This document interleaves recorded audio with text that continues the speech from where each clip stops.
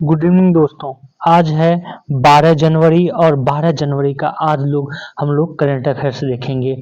आज का current affair जितने भी करंट अफेयर्स है सारे के सारे करंट अफेयर्स जो है बहुत ही महत्वपूर्ण है। किसी ना किसी एग्जाम में जो है वो पूछे जाएंगे, तो उसको जो है केयरफुल्ली सुनेंगे और हो सके तो सारे के सारे करंट अफेयर्स को कहीं पर कॉपी कर लें।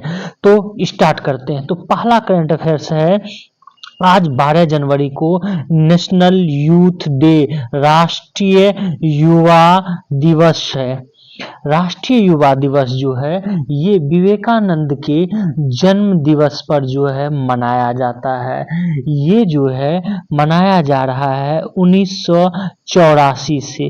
1984 से जो है इंदिरा गांधी ने स्वामी विवेकानंद के जन्मदिन पर नेशनल यूथ डे, राष्ट्रीय युवा दिवस मनाने की घोषणा सर्वप्रथम की थी। तब से जो है प्रत्येक साल इस दिन, इस तिथि को जो है ये दिवस मनाया जाता है और प्रत्येक बार की जो है एक थीम को जो है जारी किया जाता है। तो 2024 का जो है थीम है उठो जागो, उठो जागो और अपने पास मौजूद शक्ति को पहचानो। उठो जागो और अपने पास मौजूद शक्ति को पहचानो। Arise, awake and realise the power you hold. तो ये इस बार की थीम है, इतना आप लोग याद रखेंगे। अगला आज का करंट अफेयर जो है वो है, ये भी बहुत ही इम्पोर्टेंट है। इस वर्ष 2024 में ये इंडेक्स जारी किया गया है, लेकिन किया किसके लिए गया है? 2000 किस वर्ष का है? ये 2023 का है। 2024 में अभी वर्तमान में जारी किया गया है कल, और ये है 2023 का। ये है क्या? तो जो है भारत का स्वच्छ सर्वेक्षण है। भारत का स्वच्छ सर्वेक्षण करता कौन है? तो आवासन एवं शहरी कार्य मंत्रालय, जो कि केंद्र सरकार के अंतर्गत आता है और जिसके की अभी मुख्यमंत्री जो प्रमुख जो हैं वो हरदीप सिंह पुरी हैं, जो कि आप यहाँ पे देख रहे हैं। इन्होंने जो है जारी किया है स्वच्छ सर्वेक्षण 2023।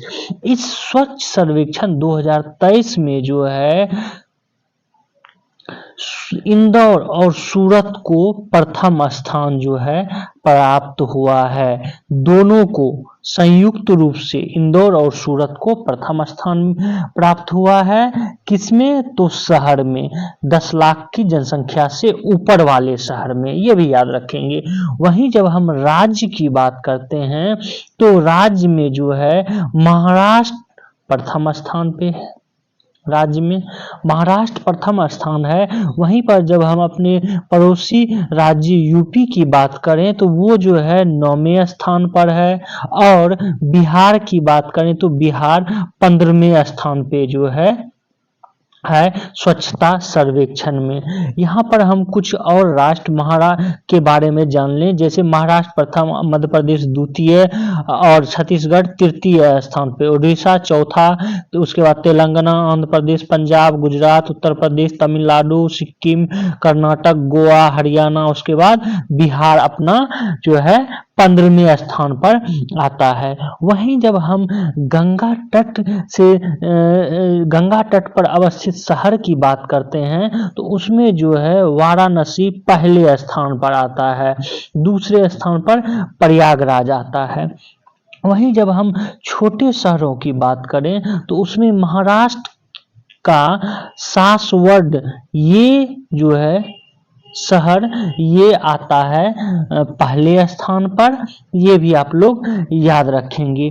इसके बाद हम ये भी आपको यहाँ पर ही बता दें कि ये अवार्ड जो है, ये अवार्ड प्रदान किया जाता है राष्ट्रपति द्रौपदी मुर्मू मतलब राष्ट्रपति द्वारा जो है ये अवार्ड प्रदान किया जाता है प्रत्येक साल।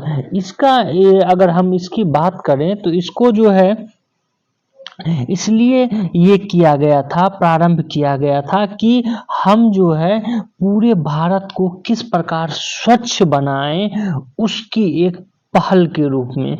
अगर हम स्टार के संदर्भ में देखें तो हम ये पाते हैं कि सूरत और इंदौर, नवी मुंबई, ये जो है 7 स्टार श्रेणी में ये हैं, जबकि बहुत सारे ऐसे शहर हैं जिसको कि सिर्फ 5 स्टार का ही जो है 5 स्टार ही मिला है। ये भी याद रखेंगे आप लोग। अगला आज का जो है करंट अफेयर्स देखते हैं। आज का अगला करंट अफेयर्स ये भी बहुत ही इम्पोर्टेंट करंट अफेयर्स है कि अभी हाल ही में कहने का अर्थ आज ही, एक तरह से कहें आज ही जो है देश का सबसे लंबा समुद्री पुल का जो है इनॉग्रेशन किया गया है। किसके द्वारा? प्रधानमंत्री नरेंद्र मोदी के द्वारा किया गया है। ये जो है ये पुल मुंबई को नवी मुंबई से जोड़ता है। किसको किसको जोड़ता है? मुंबई को नवी मुंबई से जोड़ता है। और इस समुद्री पुल का नाम क्या रखा गया है? अटल सेतु। अटल सेतु जो है इसका नाम रखा गया है। और ये जो है 21.8 किलोमीटर लंबा है और इसको जो है आधारशिला 2016 में रखी गई थी और वर्तमान जो है 2024 में ये पूर्णतः बनकर तैयार हो गया। ये जो 21.8 किलोमीटर लंबा है, इसमें जो है 16.5 किलोमीटर समुद्र में पुल है, जबकि 5.5 किलोमीटर ये जमीन पर जो है बनाया गया है। यहाँ पर हम आपको एक और तथ्य बता दें कि समुद्री पुल के इनॉग्रेशन के साथ ही साथ प्रधानमंत्री ने राष्ट्रीय युवा महोत्सव का उद्घाटन भी किया है। तो राष्ट्रीय युवा महोत्सव का उद्घाटन कहाँ किया गया है? नासिक में। राष्ट्रीय युवा महोत्सव 2024 जो है इसका उद्घाटन किया गया है, जो कि 27वें राष्ट्रीय युवा महोत्सव है, ये नासिक में किया गया है। ये भी आप लोग याद रखेंगे। ये भी इम्पोर्टेंट ही नहीं, बहुत ही इम्पोर्टेंट तथ्य है। अगला आज का करंट अफेयर्स देखते हैं। आज का अगला करंट अफेयर्स जो है ये है कि सेमीकंडक्टर से संबंधित माइक्रोन सेमी एक कंपनी है जो कि यूएसए की कंपनी है। इतना आपको एकदम रट लेना है, याद कर लेना है, क्योंकि इससे संबंधित जो है एक चिप बनाने वाली ही कंपनी जो है फॉक्सकॉन है, जो कि ताइवान की है। फॉक्सकॉन कहाँ की है? ये ताइवान की है। इसके बारे में जो है ये पूछा जा चुका है कि फॉक्सकॉन की कंपनी कहां पर अपना प्लांट लगाएगी। तो ये जो है तमिलनाडु में लगाएगी। ये आप जब बिहार टीचर का एग्जाम दिए होंगे तो उसमें पूछा गया है, क्वेश्चन जाके आप देख सकते हैं। तो इस तरह के प्रश्न आजकल पूछे जा रहे हैं। अभी जो बिहार दरोगा का एग्जाम हुआ उसमें भी इस तरह के प्रश्न पूछे गए हैं। तो आपको माइक्रोन यूएसए की कंपनी है और ये जो अपना प्लांट कहाँ पे लगाई है? गुजरात में। और ऐसा संभावना है कि 2024 के अंत तक जो है ये चिप बनाने लगेगी। यहाँ पर चिप से तात्पर्य आप मेमोरी कार्ड ना समझें, क्योंकि वो जो हम लोग मोबाइल में चिप लगाते हैं उसको मेमोरी कार्ड बोलते हैं। हालांकि बिहार में बोलचाल की भाषा में हम लोग चिप बोलते हैं, लेकिन वो चिप नहीं है, वो मेमोरी कार्ड है। चिप का हम लोग जो है प्रयोग मोबाइल में ही आप सेमीकंडक्टर के रूप में देखते हैं, व्हीकल्स में होता है। जितने भी हम व्हीकल्स का प्रयोग, मोटरसाइकिल जो भी करते हैं उसमें भी होता है, इलेक्ट्रिक जितने भी हैं उसमें तो और ज़्यादा होता है। तो इस तरह माइक्रोन जो है ये करेगा।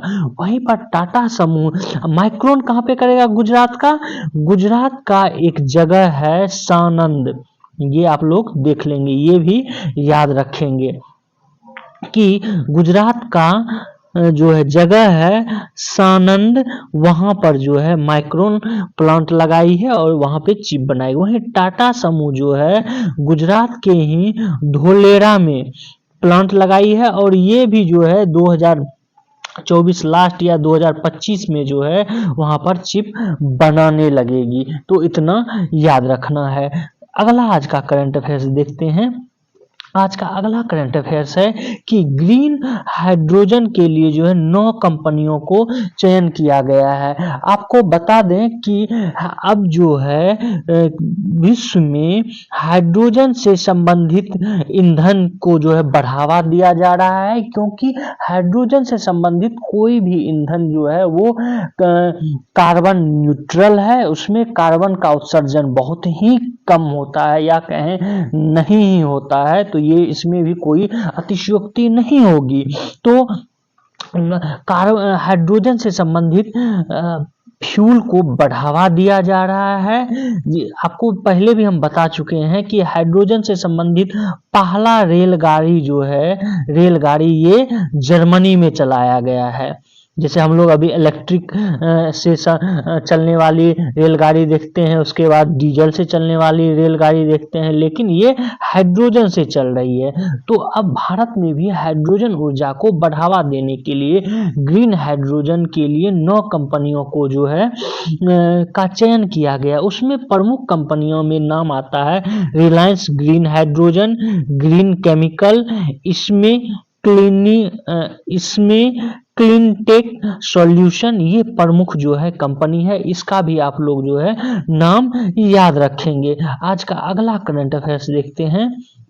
आज का अगला करंट अफेयर्स है, इसके बारे में हालांकि पहले भी बता चुके हैं, लेकिन कुछ इंपॉर्टेंट तथ्य आप जान लें आज कि हमारे पड़ोसी देश जो है बांग्लादेश, बांग्लादेश में जो है कि नई प्रधानमंत्री शेख हसीना जो हैं वो चुन ली गई हैं और उन्होंने शपथ ग्रहण किया है। ये जो है 5वीं बार बांग्लादेश की प्रधानमंत्री बनी है, लेकिन ये लगातार अगर जो बोले तो लगातार जो है ये चौथी बार और कुल मिलाकर 5वीं बार जो है ये प्रधानमंत्री वहां रह चुकी हैं, बन चुकी हैं, शपथ ले चुकी हैं। इनको शपथ जो दिलाया गया है वो बांग्लादेश के राष्ट्रपति मोहम्मद शहाबुद्दीन ने शपथ दिलाई है। तो ये भी याद रखेंगे। जैसे भारत में भी प्रधानमंत्री को शपथ कौन दिलाता है? भारत का राष्ट्रपति। उसी तरह बांग्लादेश में भी वहां का जो है पीएम को शपथ दिलाता है कौन?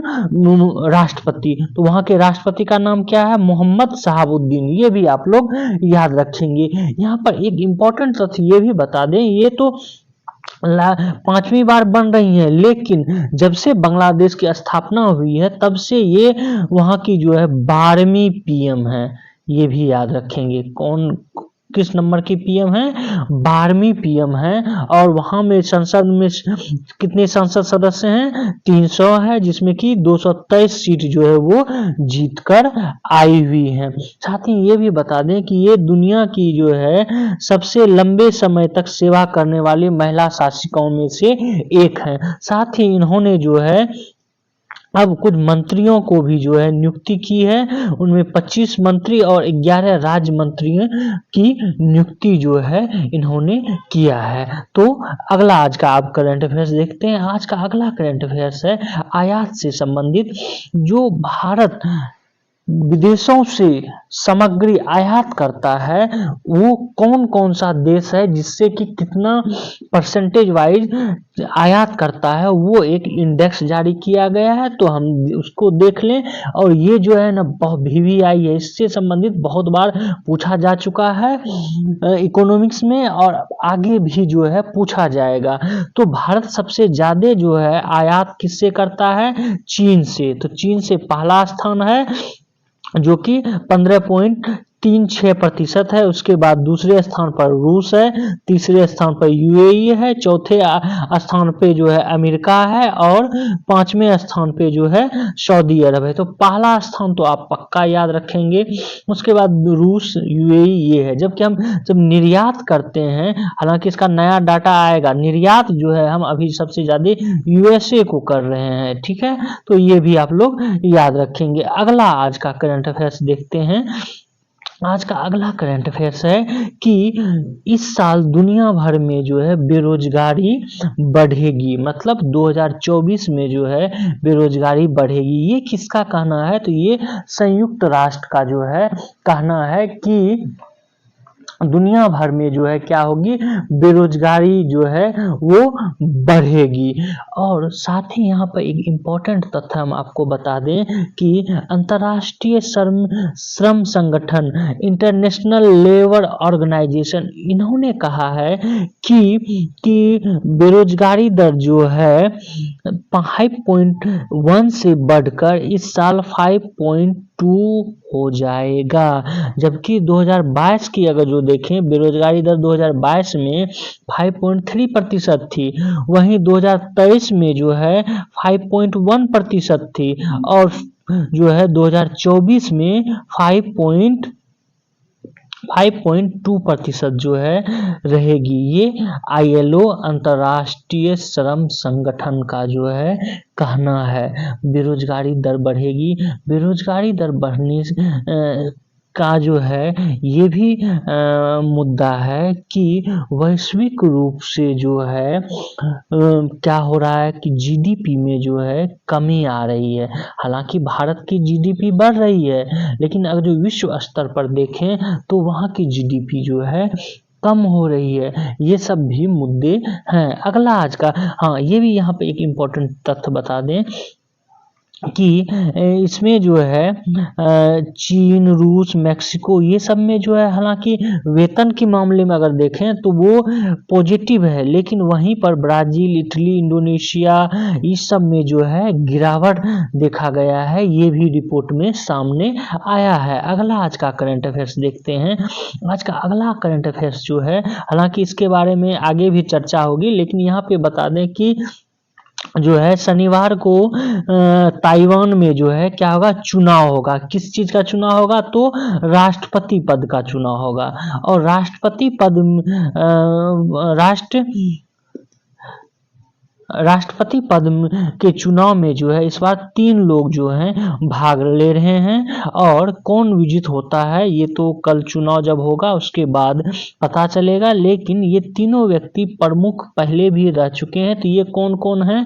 तो डीपीपी पार्टी के जो है, जो अभी वर्तमान में उपराष्ट्रपति हैं, लाई चिंगते, ये जो है ये उम्मीदवार है, लाई चिंगते। उसके बाद केएमटी पार्टी के जो है, जो न्यू ताइपे के मेयर भी हैं, वो हो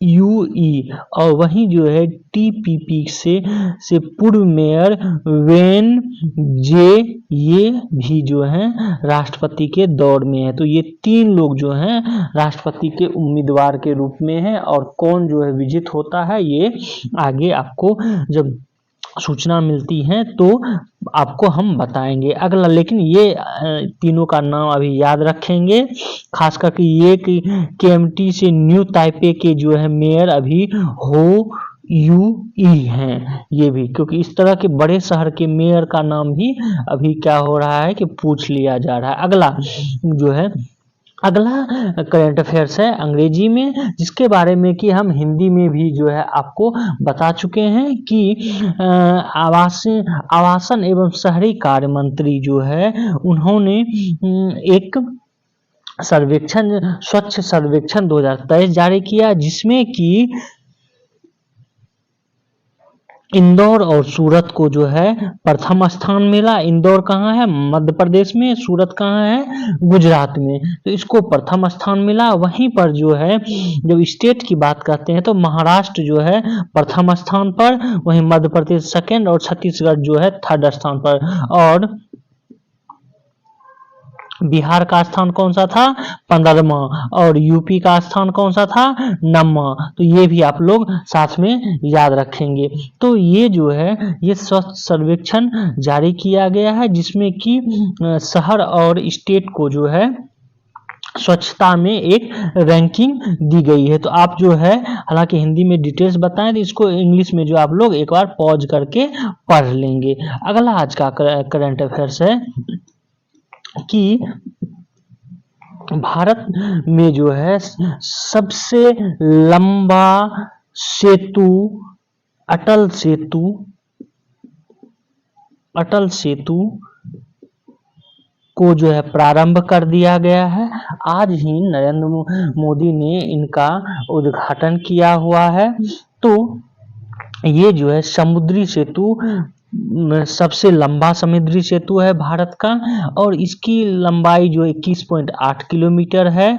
और इसमें जो है टोटल कितना ये आया है, कॉस्ट आया 17,843। ये भी याद रख लेंगे क्योंकि बिहार में इस तरह के डाटा भी पूछ लिए जाते हैं।